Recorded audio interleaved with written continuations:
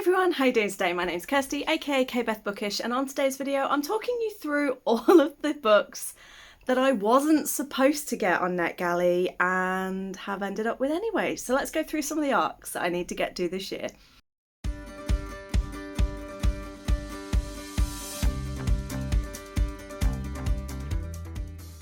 At the start of the year I was like, I'm not gonna go crazy on Netgalley. I'm going to focus my attention on the books that I already have. I'm not really going to be bothered about arcs this year. And then my partner was here and Ren went on a bit of a Netgalley spree of their own, which then influenced me and I ended up going on to Netgalley. A lot of these are debuts, so I'm quite happy with that because I do want to focus on debut authors. But I have here a list. I've got all of the blurbs and everything written down so I can remind myself of the author, the release date, and what the book is about. And yeah, so let's get into it. I have 19 books to talk about. There is one that I've already completed, and that is Not in the Plan by Dana Hawkins, which actually releases today, which is January 31st. So happy publication day. This is a debut romance novel by Dana Hawkins, and this one is set in Seattle and follows two females. It is a sapphic queer romance, and we are here for that. We have Charlie, who is a barista and owns her own coffee shop. And we have Mac, who is a best-selling author who is really struggling with motivation and inspiration for her second novel. And essentially these two come together. Mac takes inspiration from Charlie, ends up writing her new book based off the things that Charlie's telling her, but at the same time they start to form a romance and she's kind of conflicted with this guilt of, do I tell Charlie or not? Meanwhile, Charlie is having financial difficulties, hiding it from the world, and inevitably is then also hiding it from Mac. And it's just kind of like, will the two finally tell each other what their problems are and work together, or won't they? Will they just keep hiding things? We shall see. I mean, you shall see. I've already read it. I already know. Then going into the ones that I have not yet read. I'm going to go in date order. First up, we have Thrive Where You're Planted, a guided journal to help you connect with the I'm going to have to read it. A guided journal to help you connect with the natural wonders in your neighbourhood by Andrea Debink. This releases on the 6th of February. It is a journal, it's guided, it's there to help you reconnect with nature, which, as you know, is a big theme for me this year. Very much one that talks you through each of the months of the year. It talks about local neighbourhoods, it talks about what wildlife is around. It encourages you to go out, take your journal out and about with you and go exploring, see what nature is in your area, and it is just a really lovely guide. I haven't completely gone through it all yet, but I have had a quick flick through and I think it's one that I'm going to use, especially with my own journey of reconnecting with nature this year. And yeah, next up we have When Grumpy Met Sunshine by Charlotte Stein, or Steen, I'm not sure exactly on the surname. This is essentially a footballer who has been encouraged to write a memoir. He knows he's no good at it, he knows that he's not going to be very good at doing it, so he's like, well shit, I need to get someone in to write this for me. Insert the person who is going to write it, who is very sunshiny, very happy. She's also curvy, which is great because we've got some plus size rep in here. And it's basically a case of he now has to tell her his deepest, darkest secrets in order for her to write them. And it leads to them sort of they have a very clash of personalities. They're always bickering and arguing with each other. And then inevitably it leads to the press getting hold of them, seeing them together and going, hey, they're in a relationship. So they go, right, okay, we're now in a fake relationship. And then realising, is it actually a fake relationship or is there maybe something more? We shall see. But that one is going to be releasing on the 15th of February. And like I said, I picked this one more because I saw the plus size rep. And again, it's something that I would like to read a little bit more of this year. The next one that releases on the 20th of February is To Cage a God by Elizabeth May. In this one, we follow two sisters who have, when they were children, the mother grafted gods into their bones. Not entirely sure how or the circumstances of how that came to be. But essentially, these two girls have grown up with the powers of the gods infused into their very being, which means they are basically living weapons. And in a war-torn country where there is rebellion and overthrowing of the government, and they have been raised to overthrow the government at all costs, It's kind of a handy thing to be. Unfortunately, one of the sisters is in love with someone she shouldn't be, so when things finally come to a head, their mother is no longer there. The time has come for them to stand up and fight. One sister throws herself headfirst in, is ready to go. The other sister is very torn between her loyalties to what she's been told growing up and the person that she loves, and is now in a bit of a conundrum and dilemma and has to try and figure out what she's going to do. The next one is due out on the 1st of March, and this is one that I'm actually reading in February, so check out my TBR if you want to hear me completely get the synopsis. I get it slightly right, but I don't get it completely. But this is The Bride of Death. This is an adult debut, which, you know, adult debut kind of hit, and it's a fantasy, so that's 3 out of 3 things for me that makes me want to read it. This one follows our main character, who she's grown up with her best friend all her life. When he starts acting weird, she and then leaves the town to take over a house on this hill, and he then starts making demands of the villagers. They very quickly realise that he's been taken over by a demon. She looks into it further, discovers that not only has he been overtaken by a demon, but it's one of the most fearsome demons of all that actually can control the dead, and that he is wanting a bride. So she discovers this demon is after a bride, so she decides that she's going to marry him, because in order to get him to stop possessing her best friend, she needs power, and the only way she can get this power is to become the Bride of Death. Unfortunately, becoming the Bride of Death does not come without its side effects, and she now has to do 3 perilous tasks in order to become his bride and get his power in order to vanquish him. Of all of these, that's one of the ones I'm most excited for, so I can't wait to get to that. Coming up next is a non-fiction, and I have it here because it's quite a long title. It's Watercolour Your Way, Techniques, Palettes and Projects to Fit Your Skill Level and Creative Goals by Sarah Cray. In this one, obviously, you know, I enjoy watercolour painting and I am always looking for ways to improve. And in this one, she's separated the books into 4 different sections to help guide you and improve on your watercolour.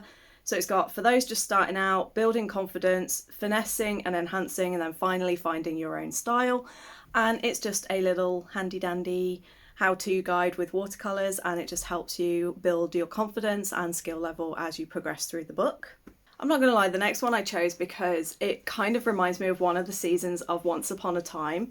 This one's called A Story Spun in Scarlet by R. Duggan, not really sure, I'll put it up here. And this one makes me think of Once Upon a Time because there is one of the series where the stories change, and they also find a land of forgotten stories where it's like the untold stories or the unfinished stories and things like that. And in this tale, it's basically all the main character is a storyteller, but all of the stories have suddenly lost their endings, and she now basically has no purpose in life because there's no point in telling stories when there are no endings.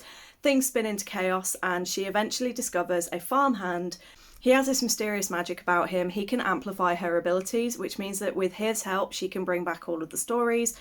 Only he's slightly reluctant to do that. Like I said, it's just given me some vibes from one of my favourite shows, so I'm hoping that it will live up to that kind of vibe that I'm hoping it's going to be. And that one releases on the 8th of March. Next up, we have The Secret Story of Britain by Mary Ann Ochota. This is just another non-fiction where it's just looking at some of the secrets that have been hidden in the UK's earth. So things like the Saxon Mill discovery from a couple of decades ago, all of these things that have been found over time, and specifically things that have been found in the ground, like the Tolland man, who is a man whose body was perfectly preserved in a peat bog. And it's just sort of exploring what these mysteries are, how they came about, and what they can tell us about the secrets of our past and how we can understand our history. And I'm just, as a history nerd and as someone who wanted to study archaeology, and also as someone who has a partner who's an archaeologist, it's made me reignite my love for it. So, yep, that one releases on the 12th of March. Number 8 is another one of the romances that I've picked out. This one's called Hate Mail by Donna Marchetti. This one is just basically 2 people who've been pen pals for years, And then all of a sudden he stopped messaging her. Years have passed and she suddenly gets one final message from him, which spurs her to go, absolutely not, you are not getting the last word in, I'm now going to find you and figure out what's going on. Sounds like something pretty straightforward, but I know what I'm like. I quite enjoy just sometimes you need a bit of a, what I call a palate cleanser romance, where it's not too deep, it's not too heavy, and it's just almost like a bit of a rom-com where, you know, you have a good time, you might laugh, you might cry, but ultimately it's just a bit of a palate cleanser and helps boost your mood, and I'm hoping that's what this is going to be. And that one releases on the 14th of March. There are a lot in March. I have not really planned this one out. Thanks, Ren. Again. The next one is absolutely one that is in my alley, up my alley, and again it's the 14th of March. But this one is A Feather So Black by Lyra Celine. Dark fantasy, fairy tale, it's everything I want. This one is basically following a changeling. So when she was a baby, she was swapped with the crown princess and the doors to the other world were closed. They've now, years later, she's grown up, they've discovered a way to get back into the other world. So the queen is like, you need to now go back, get my daughter, bring her back. So she goes with, I think it's the prince? Yes.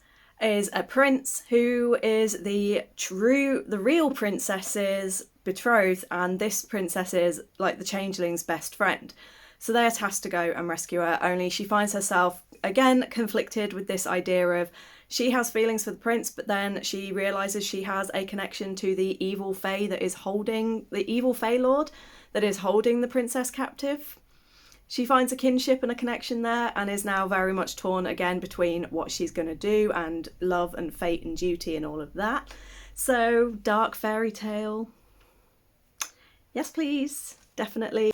Next up, we have Darker by 4 by June C.L. Tan. This one, again, is kind of hitting my buzzwords because even though I don't read as much YA, when I do, I like sort of darker, demons, magic, that kind of thing, all hit my spot, and this one does. You have these two characters. One of them, you have Yiran, is that her name? No. Rui is an exorcist in training. She has magic, she is seeking vengeance, she's trying to train herself so she can take revenge on the thing that killed her family. Then there is Yiran, who is from a very illustrious family, only he doesn't have any magic and feels like an outsider.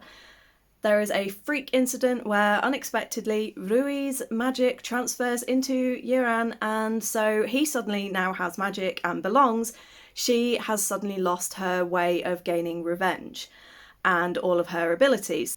She ends up making a deal with a shadowy stranger to regain her powers. That one sounds like it could implode in the best kind of way and in the darkest and most delicious kind of way.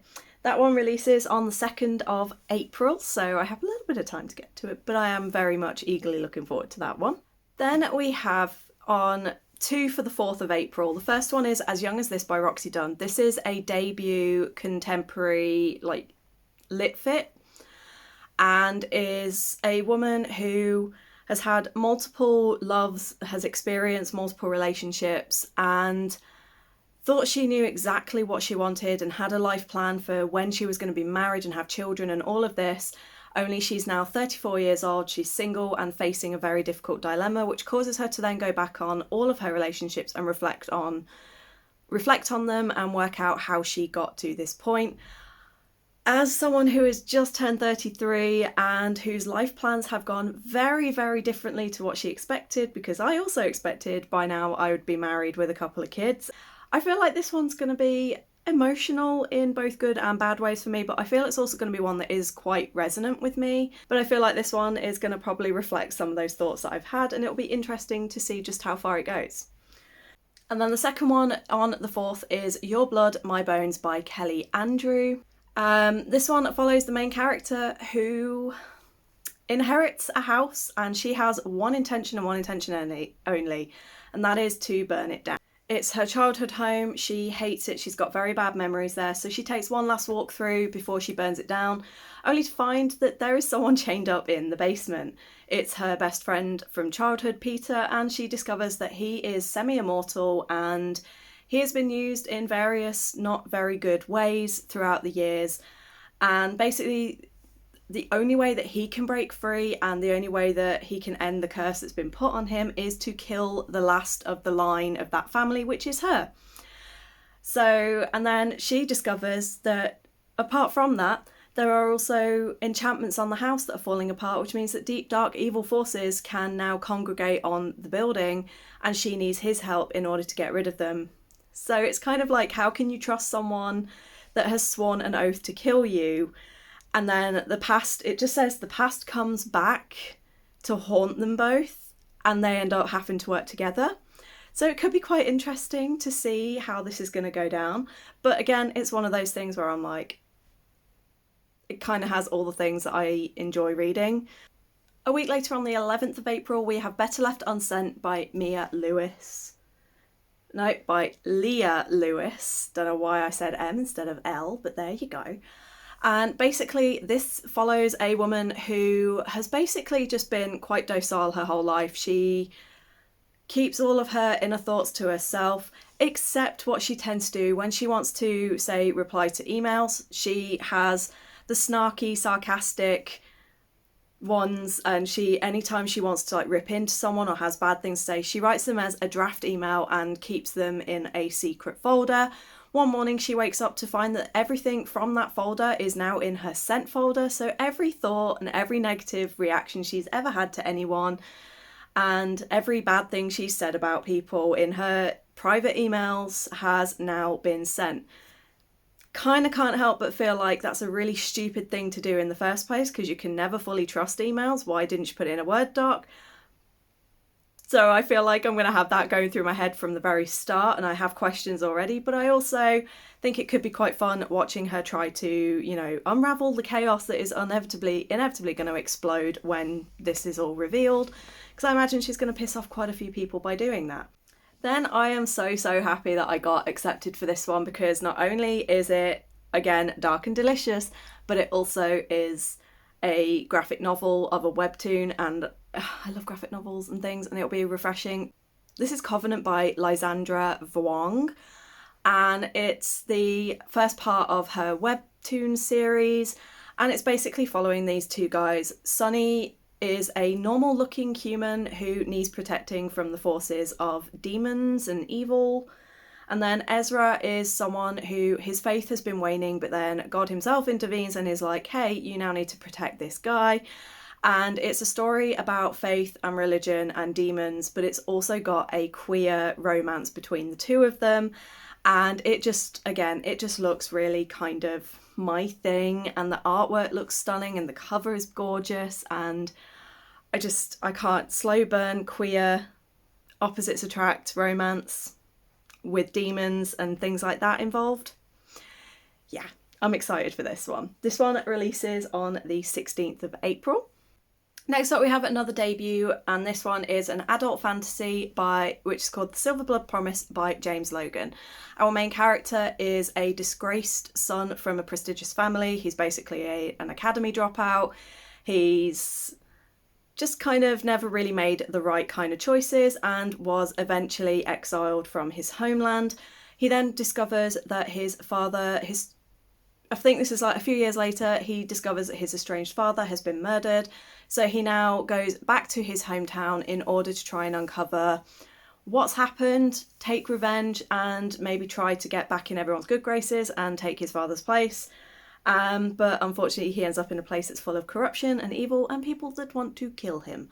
So that could be quite a fun adventure to find out what happens to him. The next one is one that I think of all of the books on this list is like the riskiest one in terms of whether I'm going to actually enjoy it. And it's definitely a wild card. This one's called This Is How You Remember It by Catherine Prasivka. And this one is basically, it talks about online relationships, and it starts off with like you're 9 years old when you're on a virtual pet, wonder which Neopets that might be, website, and you realise in the chat rooms that people, their names aren't really what they say they are, and they're not always the age and everything that they say they'll be, which eventually it then just talks through the different stages of life and what it's like to communicate with people online. And it says here, like, it's not long before you discover porn. You don't know what you're watching, but you do know that you shouldn't tell anybody. Later, your first kiss is captured on camera and shared with everyone in your year. It feels like betrayal, but soon it feels normal. Part of the incessant cycle of posting, sharing and liking. Now you can't remember a time when you didn't feel hollow inside. Now you know that something has to change. This is how you remember it is a cautionary tale, a call to arms and a tender love story. It's about a life lived online and about finding another way when that's all you've ever known. And again, I feel like it's going to be an interesting one to read, especially with some of my own experiences linked to online behaviours and online things, especially being a teenager in the early 2000s. There was a lot of stuff going on. So, you know, it might be quite eye-opening, or it could be one that I'm just really going to hate. So, like I said, that one's the riskiest one on this in terms of whether I'm going to enjoy it, but I am intrigued. The next one I believe is also a debut and is one of my most anticipated, and I know a lot of people are excited for this, and that is The Honey Witch by Sydney J. Shields. This is a sapphic fantasy romance, and it is essentially cottagecore mixed in with romance and magic. You've got the Honey Witch, who is cursed to never fall in love, meets a woman who doesn't believe in magic, but she feels this spark and is determined to prove to this woman that magic really does exist. And then while doing all that, this darker magic starts to invade her home, and so she now has to not only try and save her home but also protect her heart as she tries desperately hard not to fall in love with this other woman, because obviously she's cursed to not fall in love. So it just, as I said, the description is that it is cottagecore and fairycore meets like fantasy, and I'm just like, it sounds so lovely. And I know quite a few people, as I said, are also excited for this. I'm in a group where we're going to be reading it, and now I've got the ARC, so I'm really hoping to get to this one sooner rather than later, and that one releases the 16th of May.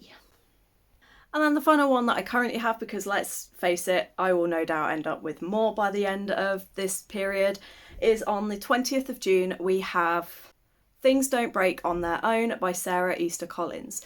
This is another one that I've kind of taken a bit of a chance on because it's more of a murder thriller type than what I would normally go for. Years ago, the main character, her sister disappeared and no one ever worked out what happened to her.